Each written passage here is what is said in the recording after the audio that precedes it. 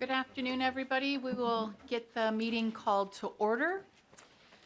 First order of business today is approving the minutes from March 13th. Representative Kraft, have you had a chance to look at the minutes? Thank you, Madam Chair. I have. I move their approval. Great. Any discussion to the minutes from March 13th? Seeing none, all those in favor say aye. Aye. Opposed, say nay. Motion prevails and the minutes are adopted. And we've got a few bills on the agenda today. First up is House File 4659. Representative Berg, welcome to committee. I will go ahead and move House File 4659 be re-referred to the Committee on Labor and Industry. So with that, welcome to committee, Representative Berg. Go ahead and Thank tell you, us about Madam your bill. Chair and members of the committee. As you know, the state of Minnesota is making significant investments to fund broadband deployment, and we are about to receive a substantial one-time infusion from the federal government to help assure all Minnesota homes and businesses have access to high-speed broadband in all corners of the state. It is critically important that we get this right.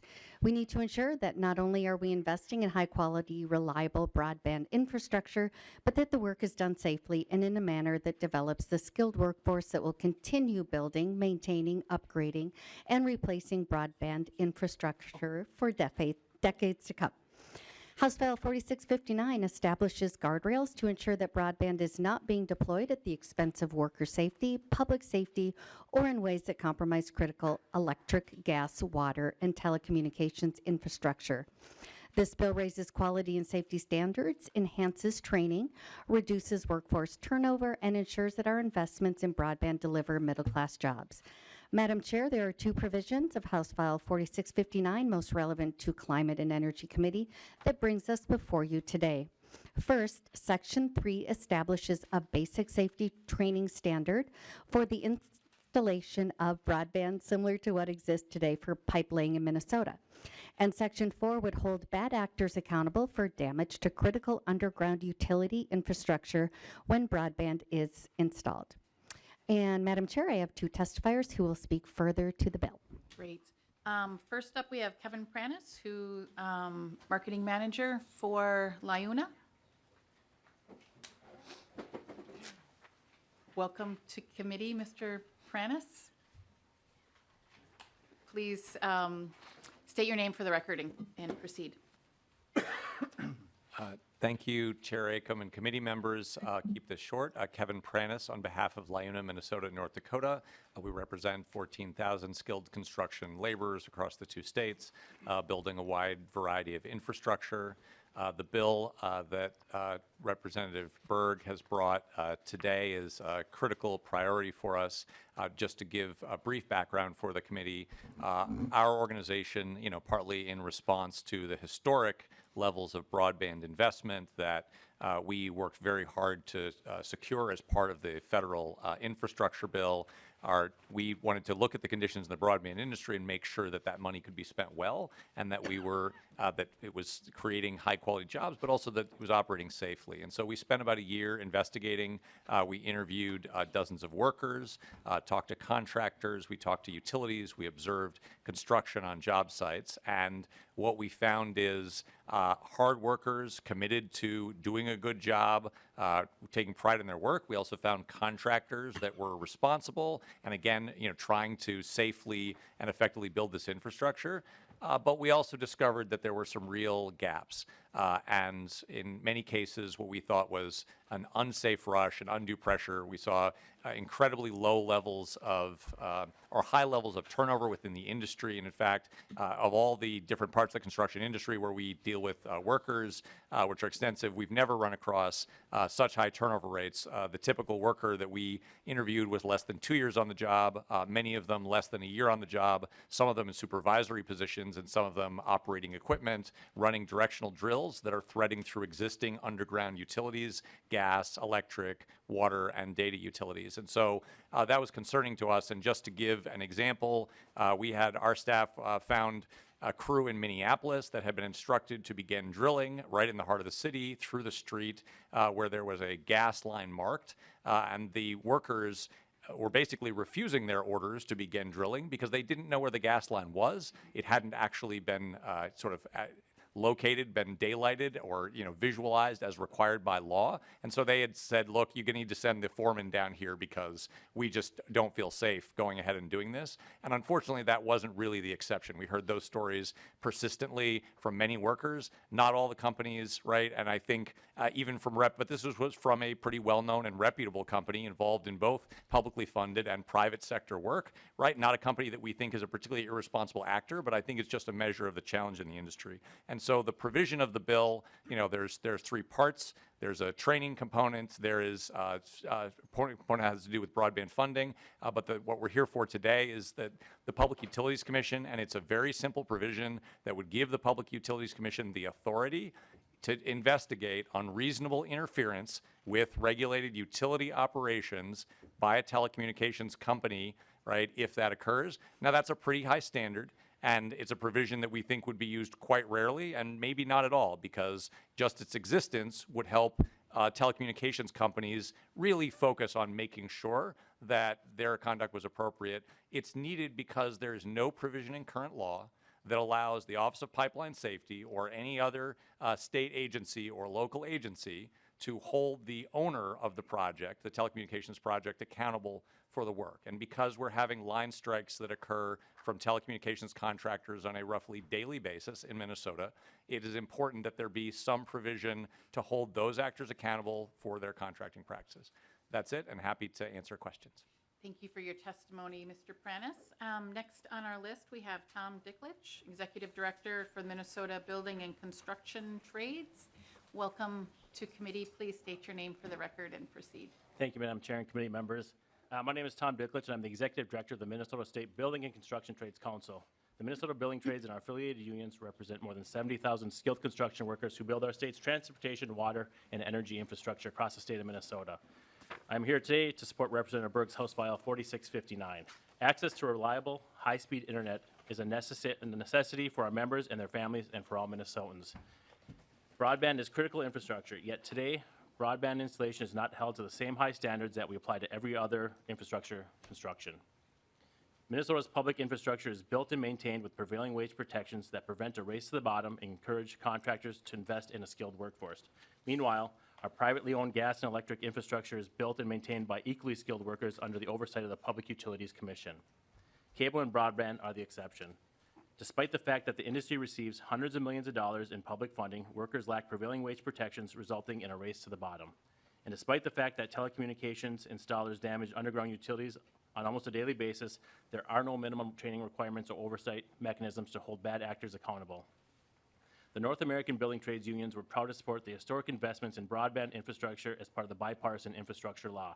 But if we don't act now to create basic standards and oversight, additional dollars will make a serious problem worse. The broadband industry already faces a critical shortage of skilled workers due to lack of training and high turnover rates that are natural consequences of low pay and high stress. While telecommunications lobbyists tout industry training programs, the sad fact is that most workers interviewed have never heard of the programs and won't be around long enough to get any benefit out of them. And while these lobbyists talk about the industry's safety record, what they don't tell you is that their safety metrics they cite don't include all of the contractors and subcontractors working on broadband projects. Worse, their metrics don't include line strikes, which pose the greatest risk to public safety. House File 4659 is a modest effort to set basic standards and put broadband on a path to success in Minnesota, and has it's helped achieve in every other state. Building safe infrastructure that Minnesotans can rely on while creating family-supporting jobs for local workers is a priority. Thank you. Thank you for your testimony. And we had someone from the public sign up to testify, Luke Johnson, CEO of Meeker Cooperative Light and Power. Welcome to committee. Please introduce yourself for the record. Good afternoon, Madam Chair and committee members. My name is Luke Johnson, CEO and General Manager of Meeker Cooperative and Vibrant Broadband. We are a not-for-profit cooperative serving electricity and broadband to 8,000 electric members and 5,400 broadband subscribers, covering Meeker, McLeod, Renville, Candy, Ojai, and Stearns counties. We've been providing broadband to our members and and surrounding areas since 2019. I'm here to share concerns on House File 4659. While this bill is well-intentioned, it poses significant financial and practical challenges for both applicants to the broadband grant program and the state's broadband industry as a whole. Firstly, mandating that a substantial percentage of grants be reserved for applicants committing to implement specific workforce practices imposes requirements that may not align with the realities of the industry. The proposed legislation restricts competition and innovation, leading to higher costs for broadband expansion projects. Moreover, the stipulation to reserve increasing percentages of grants for applicants implementing workforce best practices impose additional financial strain on broadband providers, particularly smaller co-ops and startups who may struggle to meet the guidelines. Overall, while the legislation aims to promote workforce development and equitable access to broadband, its rigid requirements and financial implications will ultimately stifle innovation, limit competition, and hinder the timely expansion of broadband infrastructure, ultimately making it more difficult to get broadband to those unserved and underserved areas. In closing, I urge you to give serious consideration to the ramifications of this proposed legislation, as it will have the implications that it will have on available grant funds and the future accomplishments of DEED's Office of Broadband Development. Thank you for your time and your consideration. Thank you for your testimony. And there are no other testifiers signed up. I will point out to members that there are some letters in your packet to take a look at. And with that, maybe look to members for discussion or any questions they might have. Representative Mecklin. Thank you, Madam Chair. To Representative Berg, this is, from what I'm reading, lines 3.1 through 3.3, actually we're down to 3.10. So this is about getting a prevailing wage, correct? And better trained, better, safer workers. That's the direction of all this, if I'm reading this right?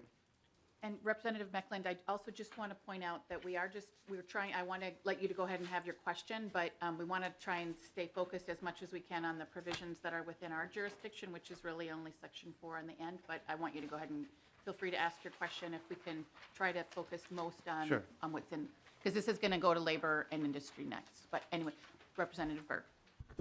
Thank you, Madam Chair, and thank you, Representative Mecklin. Do you just want to discuss this more when we're in labor? The answer to your question, We I certainly believe, is can. yes. We're both on labor, so I guess we can just do it there. Okay. Thank Do you have any other questions, Representative Mecklen? Not right now. Okay. Does anyone else have questions for the author? Seeing none? Oh, Representative Altendorf. Thank you, Madam Chair. Thank you, Representative Berg. Just a quick question, but, we had a goal to reach every household in Minnesota by 2027. And so with this bill specifically, how is that going to affect that goal? Will we still be able to meet the goal, 2027 goal? Representative Berg. Thank you so much, Madam Chair, and thank you, Representative, for the question. I'll let the expert answer that for us. Mr. Pranis. Thank you, Chair Acom, Representative Altendorf. Certainly, the intention of the bill is to support that. I'd say one thing that I think the Meeker co-op representative raised important questions that we're working through with the Minnesota Rural Electric Association and others. But one of the challenges that we've heard across the industry is retaining skilled workforce, and that actually will be particularly challenging when there's so much other work happening at the same time, particularly work that provides substantially better pay and benefits. And so we're really trying to make sure that the broadband work is competitive, that we're basically able to attract that workforce to efficiently and safely get that work done. But that's the goal, is to use this bill to help sustain and accelerate that work, not to slow it down. One more. Representative Altendorf. Thank you, Madam Chair. Okay, just a follow-up question then. And then with the additional cost that's going to be coming with this, who really absorbs that cost? Mr. Pranis. Thank you, Chair Acom, Representative Altendorf. So we don't, I mean, I think there's a couple of things. One is we think that when you operate with skilled workforce that knows what they're doing, when you don't have those levels of turnover, you're not constant. I mean, high levels of turnover in any business are costly, right? Ultimately to the effectiveness. So is it when you have to make repairs to utilities, those costs get passed along. And so we often see, stepping up a little bit in terms of workforce retention as cost neutral. But I think that's, certainly we believe this is an essential service that everyone needs to get and that those investments are important. We also think it needs to be done safely, right? I mean, if a gas line explosion happens, right, that's not just an economic cost, it's sort of an unacceptable outcome. And so our hope would be that we're looking at relatively consistent costs. I will say we've heard from all of the providers that costs are going up for everything in construction, for materials, for every component of this. And so there's no question that we look at rising costs regardless of this legislation. Representative Altendorf. Thank you, Madam Chair. Okay, and just to be clear, it's great goals that we're going to be coming in at the same cost, but if we go over budget, who's absorbing that cost? Is it the consumer? Is it the state? Who absorbs this additional cost if we're going over what we predicted? Mr. Prentice? Representative Altendorf, so, I mean, I guess I can't really speak to like what the specific costs are on the bill, because this is actually, this is not a bill requiring prevailing wage. This is a bill that says that we will try to incentivize some workforce best practices that we think pay for themselves. And so I don't think we're not clear on the specific costs that are going to go over. We've heard from everyone that costs are going up quite a bit. Okay, thank you. Yeah. Any other questions or comments? Representative Swazinski. Thank you, Madam Chair. Just a comment onto that. We do talk about cost and the increased cost, and I appreciate your recognizing that. And I think one of the fundamental things, when you narrow the window and you narrow the amount of people that are available to do the work, you're fundamentally going to change the dynamic when it comes to who can do the work and how the bidding process will work. And so by nature, you're going to adversely increase the cost. And I think, time and time again, we're seeing this where we feel that regardless of the issue, because state money somehow is involved in a pass-through or whatnot, that we're going to demand that potentially not even real local workers are going to do the work. So if these are projects that are going out in rural Minnesota, and the contractor who literally lives 20 minutes away won't be able to do the work because the state legislature decided that they can't do it, I think it's a disservice. And if there's any piece of this legislation that's moving or limiting who cannot do the work or how the work can be bid from a rural perspective, I don't think that's treating our local business and decision makers correctly. And I would ask that potentially come out if this bill does potentially move forward, because that is a worry. So thank you. Any closing comments, Representative Berg? Thank you, Madam Chair. If we could just take a moment to sort of address the representative's concerns Sure. really quick. Quickly. Representative Berg. Thank you, Brannis. Chair Acom and Representative Swazinski. We think the bill actually does the exact opposite. I mean, what we're seeing is a lot of out-of-state contractors coming in, right, paying wages below what Minnesota workers typically make. This bill would not prevent any Minnesota contractor or any Minnesota worker, and it would provide a reduction in turnover that is the real challenge in terms of beating that workforce. So we completely agree. We want Minnesota contractors, workers, and that skilled workforce, and this bill helps support that. Follow up, and I just also want to, I don't think you were here when I started out. The only provision that is within. That's fine, Madam Chair. I'll hold off. Okay, thank you. And with that, any closing comments, Representative Berg?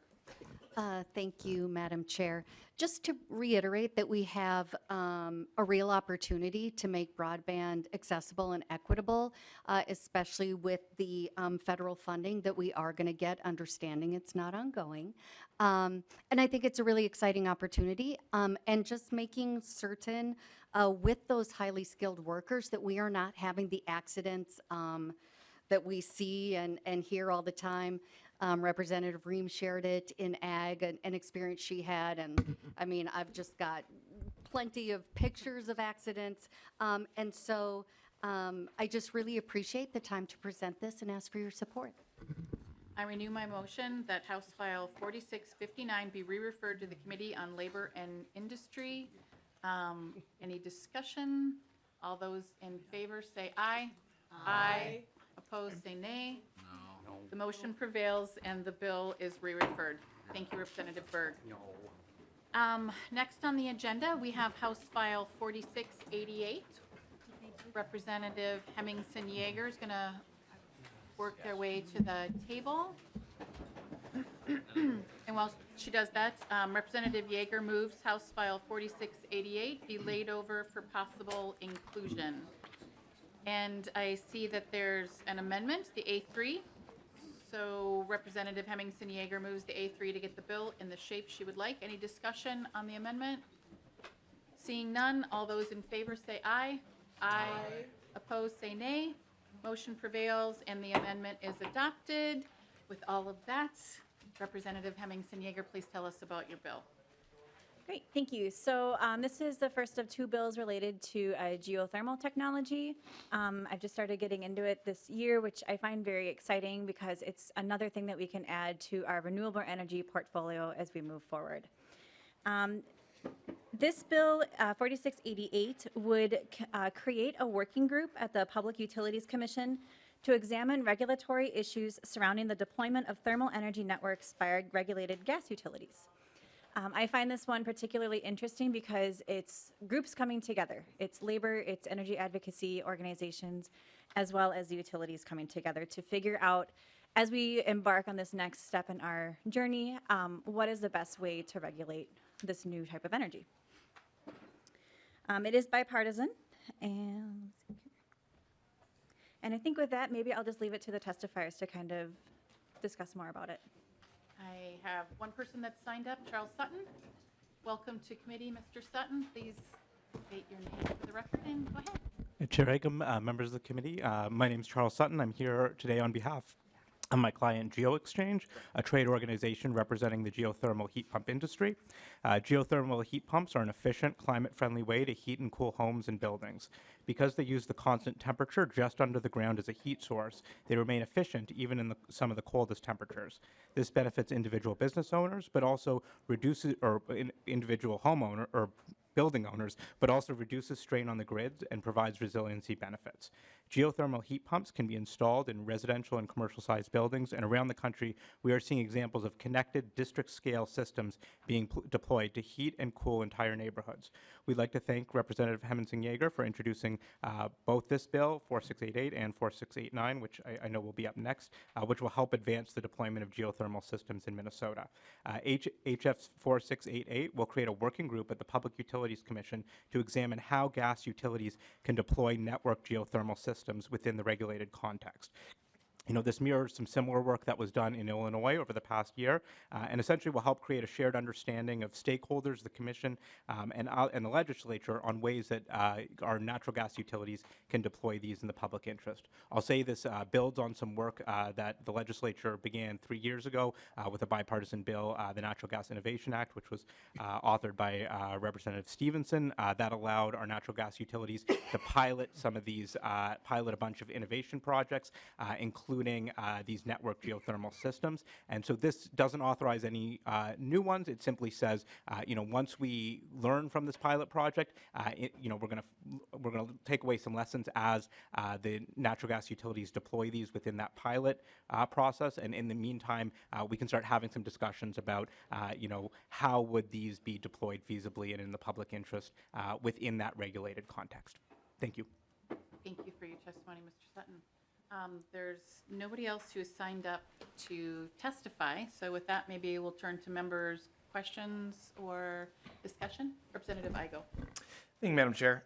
Just kind of going over the membership, I think one concern I have right away, just kind of want to flag it for the author and see if you have any response to this. When we talk about creating working groups, especially around new ideas, my big thing here is how is Greater Minnesota and the communities that a lot of us represent going to be put into this? Is there any thought about making sure that some of these people are going to be appointed come from, our northern communities, our southern communities, and people that maybe have a bigger interest in those things, so they don't all come out of one place? Representative Hemmingsen-Jaeger. Yeah, definitely interested in adding something in there that would specifically call that out. I know, like I can see 1.19 says cities, but you're right, it does not specify exactly like where or population or size. So happy to think about how we can make that more representative of our state. Great, and this will be laid over, so there'll be opportunities for that. Representative Igo, did you have anything more? Thank you, Madam Chair. I'll just add to, like, I just think that we could clean up a little bit of the membership to help with that, right? Even like when you say utilities, that could mean anyone from an XL to a small little muni to or a co-op. If we want to make sure we have a good broad discussion here when we talk about this from all perspectives, I think if we just do a little cleanup there so we have a really good broad group, that'd be really helpful to the bill. Any response for Hemmingsen? Let's meet up Representative offline and talk about it. Okay, that sounds great. Any other questions? Representative Rarick. Thank you. Thank you, Madam Chair. I think I heard you say, the bill author, that it was a bipartisan bill, but I was just looking and I'm wondering, I don't see any authors from the other side of the aisle. I'm wondering if you could explain what you mean. Representative Hemmingsen-Jaeger. I read the wrong line in my notes and that the past provisions were bipartisan, but you're right, it's not bipartisan on this one yet. So hopefully I can get maybe Representative Igo after we meet. Representative Berg, did you have any other questions? No, I just thought we should be correct when we're saying if it's bipartisan and it's not. So I may have been in the past, but it's not right now. So Thank you for that clarification. Any other questions or discussion? Any final comments on the bill, Representative Hemmingsen-Jaeger? Just kind of, again, just want to highlight how I really appreciate kind of many different aspects coming together to really talk together about how we can best move forward. So appreciate the feedback. The feedback to add in the state agencies came from one of the state agencies that said we should probably have people who have permitting, regulating authority in there too. Just want to highlight and draw your attention to the joint letter of support from the utilities, labor, and energy advocacy organizations, and would just appreciate your consideration and support. Great. With that, Representative Hemmingsen-Jaeger renews her motion that House File 4688 be laid over, and the bill is laid over. And the representative's going to stay right there because now she'll present House File 4689. So Representative Hemmingsen-Jaeger moves House File 4689 be laid over for possible inclusion. Representative, please tell us about this bill. Thank you again. This is House File 4689, and I don't want to kind of repeat everything that Mr. Sutton talked about with the technology, but again, really excited to be taking part in how we can shape our future with energy conservation and renewables. This one specifically creates a heat exchange system rebate program. Kind of reminds me of just the ability to kind of get some people over the hump and kind of allow them to, they want to invest in geothermal, they might not have enough like capital to quite get it done, and this would help those people do that. Again, joint letter of support from utilities, labor, and energy advocacy organizations. And I will tell you right now, I'm continuing to dig into this, and the conversations continue to ensure that this bill can be as effective and as efficient as possible. And it looks like you have a couple of testifiers for this bill. John Pollard with IOUOE Local 49. Welcome to committee. Please state your name for the record. Good afternoon, Madam Chair, members of the committee. My name is John Pollard. I'm the Legislative Director for the International Union of Operating Engineers Local 49. I have the privilege of representing 15,000 men and women who operate heavy machinery in Minnesota, North and South Dakota. Our union represents those operators who build infrastructure across the state of Minnesota in all sectors, including energy. Our members perform construction and maintenance work on traditional thermal energy plants, but also on wind and solar. We also build and maintain the natural gas distribution system that almost 2/3 of our neighbors' homes are heated with. As the state looks to reduce greenhouse gas emissions in the building sector, geothermal heat pumps are a promising option and one that will create job opportunities for our members. The benefit of geothermal heat pumps, as mentioned, is that because they are pulling heat from the underground rather than the air, they can operate more efficiently at lower temperatures. These systems can also be deployed at scale in a connected system with the potential to reduce emissions across entire neighborhoods. While there are many benefits to geothermal heat pumps, the upfront cost can be expensive. That is why we appreciate and support House File 4689, which will help reduce the upfront cost for building owners. We also appreciate the inclusion of a preference for projects that utilize registered apprenticeship programs. Registered apprenticeship remains the gold standard in workforce training and is an important component of training the next generation of skilled construction workers. Thank you, Madam Chair, Representative Hemmingsen, for carrying the bill, and we appreciate your support. Thank you, Mr. Pollard. And next on our list, we have Willie Miley, Regulatory Director with Darcy Solutions. Welcome to committee. Once you get settled, please state your name for the record and proceed. Good afternoon, Chair Acom and committee members. I'm Willie Miley, the Regulatory Director for Darcy Solutions. We're a geothermal heating and cooling company based out of New Brighton, Minnesota, and our company grew out of technology that was initially developed at the University of Minnesota. Darcy Solutions create an innovative geothermal system that utilizes groundwater as the thermal source and achieves significant efficiency gains. Our systems do not withdraw groundwater, but we simply flow groundwater through a specially designed in-well heat exchanger to tap into the vast renewable thermal energy in aquifers. We support House File 4689 because it will help accelerate the widespread adoption of geothermal heating and cooling across Minnesota.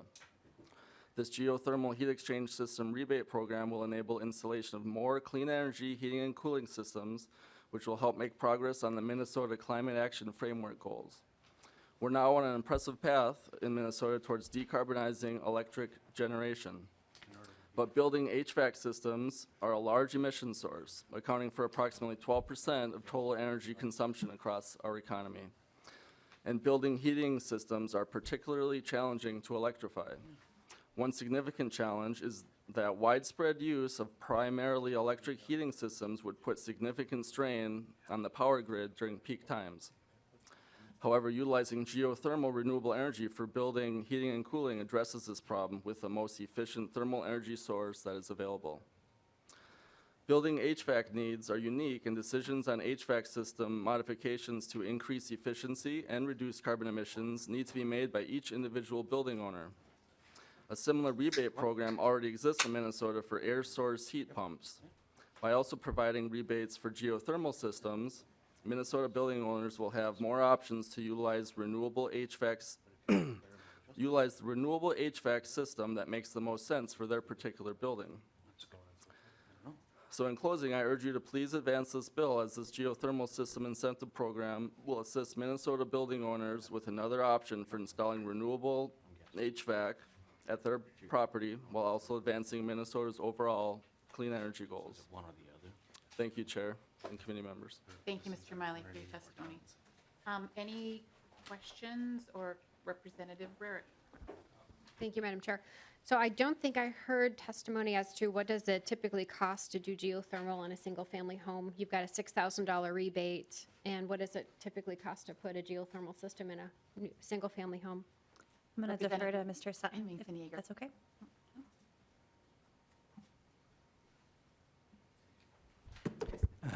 Thank you, Representative, or Chair Acom, Representative Rarick. It will, talking to the industry, it obviously will depend on a number of factors, including whether you're building a new home, have an existing home, the amount of internal ductwork that has to be done. But, the estimates I've heard are somewhere between, $22,000, and then it could always go all the way up to, $45,000, or sort of what I'd heard for a single-family home.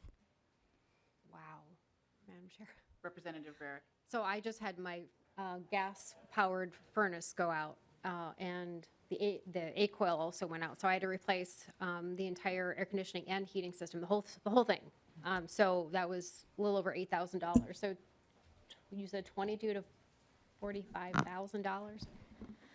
Okay, so and the rebate is $6,000. So that's still a huge departure from if somebody wanted to just put in a high-efficiency gas furnace, which is what I did, and I got a $750 rebate. It was a little over $4,000. I think it was $4,700 for the furnace itself. So it's still an incredibly expensive endeavor to do. What does it cost for a multifamily housing unit or commercial building typically? What's the range? Because you've got a 5%, which or not to exceed $50,000. So how much does it cost to do it for for that kind of a building. Chair Ingham, Representative Berg, one thing I would mention as well is just in response to your previous comment, that there's also a federal tax credit worth 30% of the value of the project as well. So that's just one other factor for homeowners to consider. The multifamily or commercial will largely, again, I think it's going to range and it'll depend on the size of the building and the thermal load, as well as that question of a new building versus one where you have to do significant changes to the ductwork is going to be a big factor in making the difference. I know maybe, I don't know if Mr. Wiley wants to speak at all to some of the commercial size costs or any specifics. Madam Chair, while the testifiers come down, can I ask a quick question of Representative Rarick? It's a good one. Okay. I'm just wondering, Give you Representative. some leeway. Yeah, thank you, Madam Chair. Representative Rarick, since you brought up this instance, were you able to find a qualified union electrician to do the work on that, or were you not able to find a qualified individual to replace that appliance for? Did you have to go out of network to get that done? Or in that other body, like. Yeah. Right, yeah. Representative Berg, and did Mr. Miley want to come down to address that question, or no? Okay, no. Maybe we don't have the specifics. We're moving on. Well, I was just waiting for her to respond. Well, I mean, from the question from Representative Berg. All right, Representative Rarick. So as I'm sure Representative Garofalo knows, an HVAC system is different than a automation system, which is what my husband, the union electrician, would install. But he could have changed the thermostat, but he could not change the HVAC system. But thanks for the question. Representative Igo. Thank you, Madam Chair. I just want some clarification. Line 3, it would be 3.9. So it's in the prioritization section of the bill. So when we say for single-family homes not currently served by a natural gas utility, does that mean like homes that would be on a fuel oil system or have a propane tank? Would those be houses that are prioritized? Representative Hemmingsen-Jaeger. Yes. Mr. Sutton, both, either. Representative Igo. Thank you, Madam Chair. So then going through the prioritization for 1, 2, 3, does 1 take priority over 2, 2 over 3, or is it just kind of all of them have the same equal weight? Representative Hemmingsen-Jaeger. I see how you're reading that differently. I'm going to see if Mr. Sutton has a response, but otherwise I have an idea too. Mr. Sutton. I think I had read it as sort of equal weight. So all of those are factors that could be, lead to a priority for the application.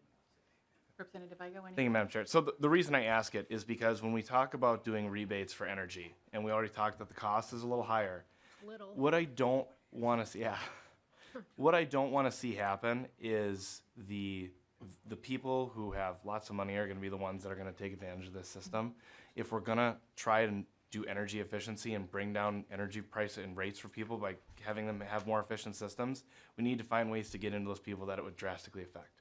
Because when you lower someone's cost of energy, you lift them out of poverty, you give them more prosperity. So what I don't want to see is the state creating another program where the people in the 1% are filing to take hard-earned taxpayer dollars to make their homes more efficient, whereas communities with we've already done that with EV cars.